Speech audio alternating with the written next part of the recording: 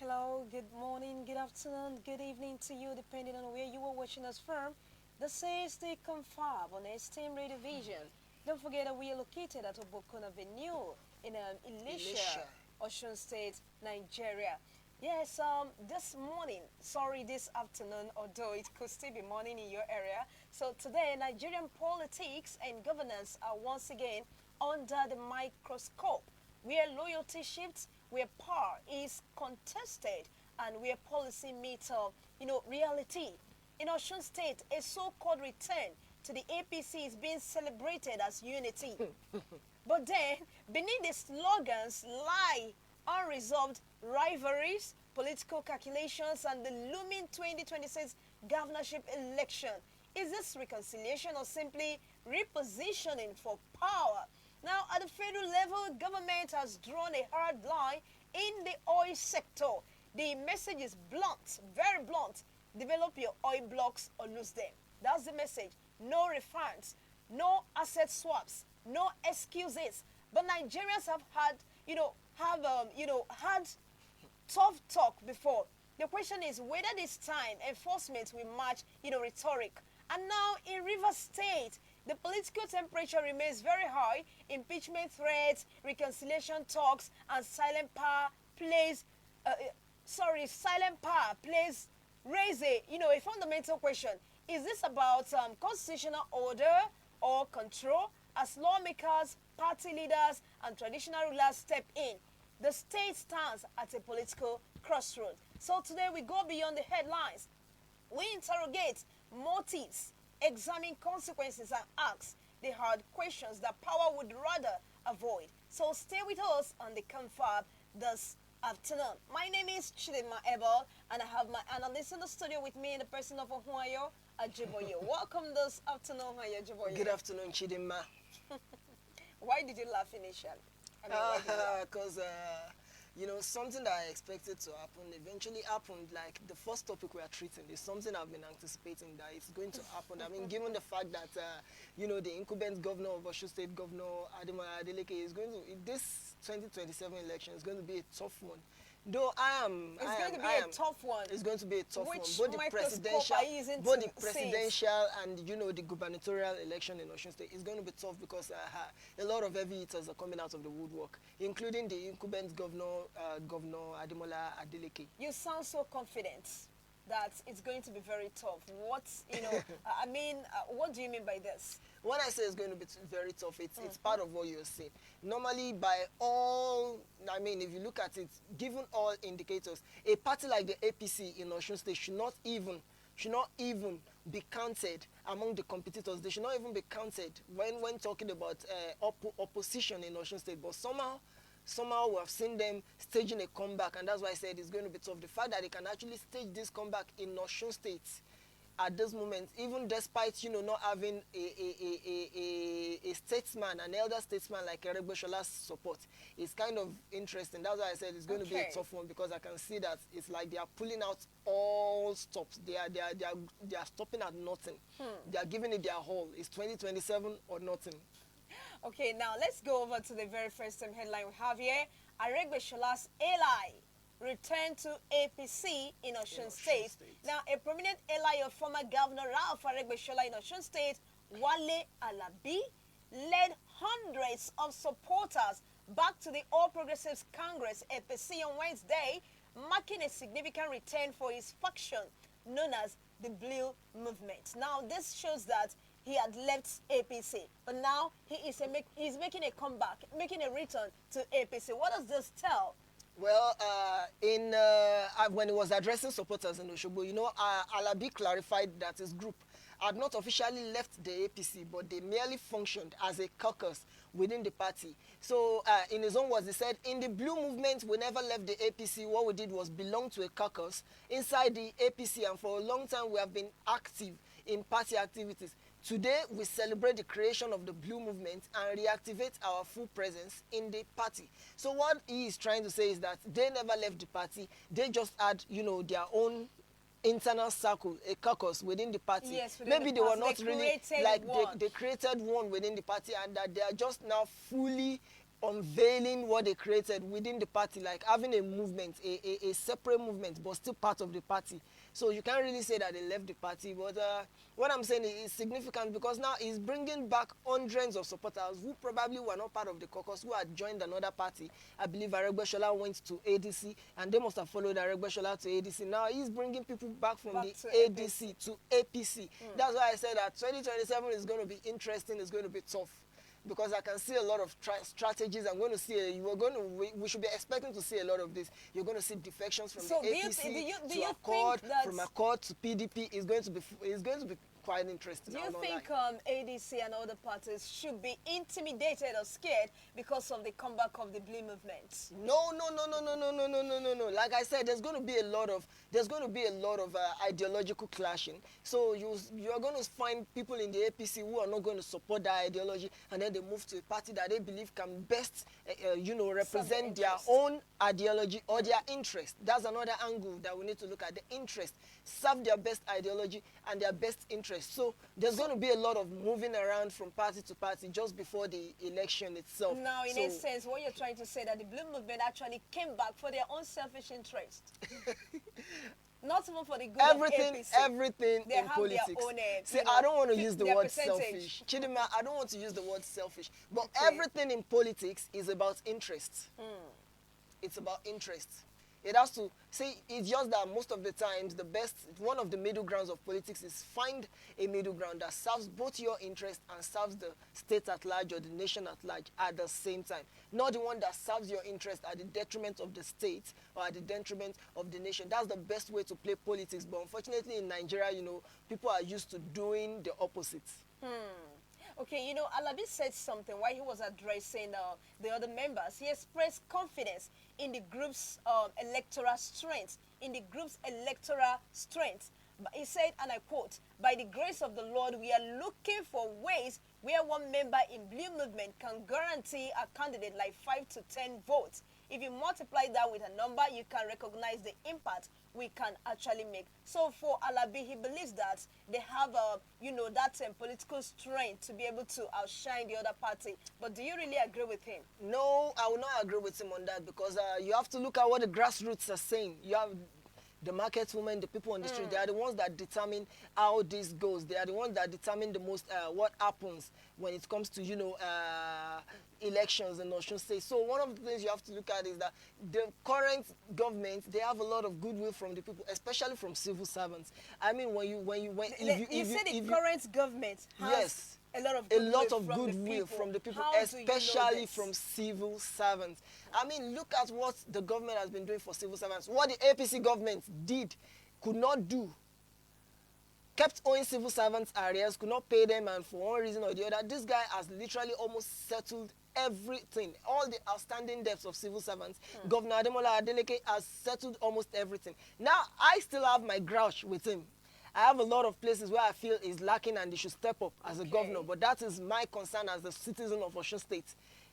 You get? So I have my grasp with him, but I still feel like in the history of Osun State, at least, let me not say the history of Osun State, at least among the past leaders we have had in Osun State, he is still among the performing governors, the best performing governors, if he is not the only best performing governor. But I don't want to use that metric for him because he has a lot of places where he is lacking, like a slow reaction to certain things that require urgent action. But he is more slow to react. So I have a lot. I don't want to mention all that because that's not what we're discussing here. If you were to rate him, how would you rate him? Well, Does that sound funny? rating the current governor, I will rate him a 6 out of 10 because, like I said, he Okay, has a lot of that's a places 60 where over he's 100. where he's lacking. So he needs to do more. He needs to do more. But I believe that the civil servants, especially, are firmly behind him because one of the things he has done is he has improved the quality of living for them. He has given them back their dignity, which was something that the past administration could not do for civil servants. In fact, if we were to say it, we would say that the past administration almost turned civil servants and then natural citizens, almost turned them against each other. But that's not what but he tried, but he's lacking in a lot of ways. But I still feel like he has a strong, he has a strong foundation, and he's definitely, like, he has a 19%, or let me say a 95% chance of clinching the election victory in 2027. So in essence, you are saying that Demola's strengths outweighs his weaknesses when it comes to governance. Well, definitely, definitely. Okay, now you need to hear this. Alabi criticized the current administration, the current state administration, claiming it is quite unfortunate that we have someone who is not qualified. Now, I am quoting Alabi, just the way he said it. He said, it is quite unfortunate that we have someone who is not qualified to serve in this capacity, governing the state. The way Oshun is being run shows that the person in charge is incompetent. That's the way Alabi put it. This is the first time that the state is receiving significant allocations from the federal government, yet our current leadership is wasting resources. This has to stop in 2026. Now, he is not only saying that Governor Ademola is incompetent, he also said he is wasting resources. But how is it wasting resources? That's the question. Like, if you want to play this opposition game, play opposition game in a way that makes sense. Play your opposition game and let people know that you're a master strategist, as they call the president a master strategist. This opposition is really funny to me because he's saying that this is the first time the state is receiving significant allocation from the federal government, meaning that all the governor has been achieving so far, he has been achieving it with allocations that are not up to par. And yet, he's achieving things that the former administration, which was under the APC, could not, could not achieve. And Governor Ademola was achieving that with insignificant allocation. I'm using the words of this Wale Alabi himself now, that he said this is the first time Osun State is receiving significant allocation. Now, you now want that significant allocation to be wasted on white elephant projects. Because if there's one thing Nigerians love, it is white elephant projects, flashy projects. But the governor has been dealing with projects that are not meant to be flashy, but are meant to be functional. Functional and realistic. Look at all the roads in Osun State. Every road, including the ones that are still under construction, they are all receiving new life. People are driving on roads in Osun and they are enjoying it. Look at the street lights, everything, all the projects. Look at the continuity. He didn't mind that it was, one of the cultures in Osun State that I see was when there's a new government in charge and they are from an opposing party, once they come in, they start their own projects and they abandon the projects being done by the former, initiated by the previous former. But Adeleke did different. He was doing his own project and at the same time continued all the projects being initiated by the former administration. First of its kind in Osun State. And then you are saying that he's wasting resources. Can you mention one of these projects that was initiated by the past administration and was completed by the present administration? Well, if you are familiar with Osogbo, you will know about the Okefia flyover. That was initiated by the past administration, but despite being initiated by the past administration, they kept delaying, all sorts of hanky-panky going on in the civil service and everything that we bank on for our economical advantage in the country. So if it is undeveloped, is underdeveloped, and someone is just in charge of it, it's a good thing that they lose their license because no more anyhowness. No more anyhowness. So if truly they are going to enforce this, because this is not the first time we'll get state-backed officials or the nation's-backed officials coming and saying something that will galvanize these people into action. But at the end of the day, they will not take action. There will be no enforcement. If there will be enforcement and this thing will be followed to the letter, it is a more than welcome innovation. Let them lose the license if they don't want to develop it. Don't you think the government has other things to look into concerning this, because no one would just leave their undeveloped wells just like that? There are factors responsible for that. Yeah, and that's why it will be better. It will be better instead of withdrawing the licenses. Now, this is the thing, right? when they bid for these oil wells, we don't even know how they bid for it. We don't know how they get, control of the oil wells, how they got the licenses. The truth of the matter remains that there are some that allegedly got these oil wells through illegal means. And now because they got it through illegal means, they're not really taking it that serious. They're just mining the oil wells. They're not developing it. They're not, they're not returning anything back to the government. All those things should be sanctioned, should be investigated and sanctioned. And if found, that there has been wrongdoing, then definitely there should be punishment. There should be punishment. Yes, okay, there what should kind be. of punishment? Because right now they're talking about withdrawing the licenses. Yes, the Away from licenses that, should be what withdrawn. other kind of But punishment? I Because would to me, suggest, that's already a punishment. Chidima, yes, the licenses should be withdrawn, but I would suggest a grace period. Okay. When the investigation is done and you find out that there are investors who, who have kept the oil wells undeveloped and, not well taken care of for a long time, then they should be given a grace period, a warning. And after the warning, if nothing is still done, then the license should be withdrawn. Because one of the things that we need to understand is that people have had those licenses for 20 years and more, but they had no value that they have added. Even having the license to, operate these oil wells, there was no value, there's nothing, just a lot of trouble, causing trouble here and there, leaving the thing underdeveloped. And, it's affecting us because look at our production rates. Oil is one of our major streams of revenue in the country, and if people are messing around with that source of revenue, then it's going to affect the country, regardless of whether there's corruption or not. It will affect the country, and that's what we're talking about here. All right, because of our time, we'll just go to the very last headline here. We don't have much time. We have Wike Fubara feud. More Rivers lawmakers opt for reconciliation. Wike Fubara feud. More Rivers lawmakers opt for reconciliation.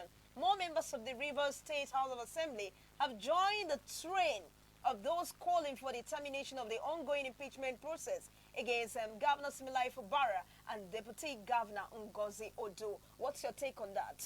Well, the truth of the matter is the president needs to call Wike to order at this moment. Why because Wike? he answers to the president. Look, this conflict has been going on long enough, and everybody is aware that the reason for this is because Fubara is trying to, free himself from Wike's godfatherism. Fubara got into that. The truth is Fubara got into that position through Wike's influence. But unfortunately, Wike has become a bone stuck into his throat, and he wants to remove the bone, but now it's hard for him to remove. But what is going on now is that the president needs to, because this is going to affect the president's reputation. It's going to affect the federal government's reputation, because too many things have happened that have caused mud to be slung at the federal government of Nigeria because of Wike's actions in Rivers State. Wike is literally trying to prove to everybody that even if he is not a governor, he can control governors. In short, godfatherism, which should not exist in a democracy, which is wrong in a democracy. So the president needs to really call him to order. He needs to stop.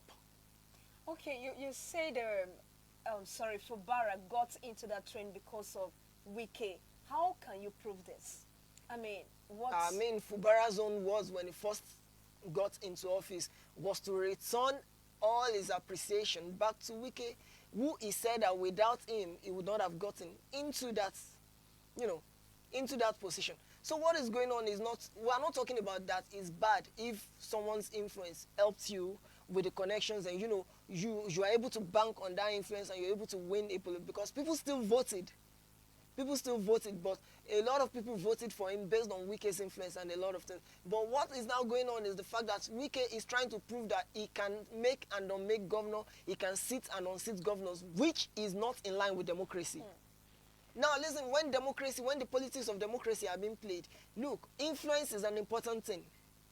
Influence, no matter how much we hate it, influence is an important thing. If you have no influence, you don't know people with influence, you don't have backings of influence, you might find yourself a non-entity or persona non grata when it comes to Nigerian politics or even the world at large. But where it becomes a problem is if those influential backings now turn themselves to godfathers and they want to be controlling what happens in a state. They want to take over the free will of a whole state, of a sovereign state in a nation. That's when it becomes a problem, and that is what we have seen with this Wike and Fubara conflict. No, And that's why I said the president needs to call Wike to order now, because he has gone too far and is still going too far. now, you will agree with me, a lot of Nigerians have actually argued that Wike and Fubara must have had an agreement before Fubara became the governor. And as a matter of fact, he should pay his dues to Wike. How do you how do you say that? Yeah, you also talked about this godfatherism. Nobody knows the kind of agreement they must have reached before he climbed to that. If I look at this subjectively, before I go objective, if I look at it subjectively, Wike and Fubara, whatever agreement they have, subjectively, I would say that he should keep to his agreements. But objectively, okay, you were saying that subjectively, okay. That's why I use the word subjectively. Okay. Subjectively, if I have an agreement with someone, definitely I must keep to the agreement. But objectively, looking at this from the point of view of someone who is looking at it from the point of view of someone who understands that there are irregularities that should not occur in governance. What if the agreement is to the detriment of the state and the nation and to the people? And as a governor with a conscience, no matter the agreement you've made, you know you cannot honor that agreement. That's the objective side of it.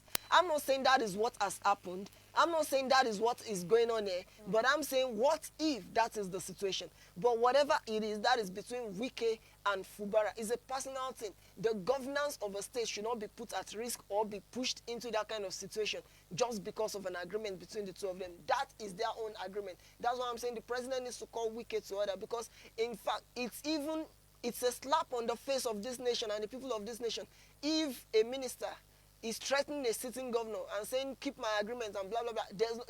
The agreement between them, was it legal? Was it a contract backed and signed by legal practitioners, backed by law?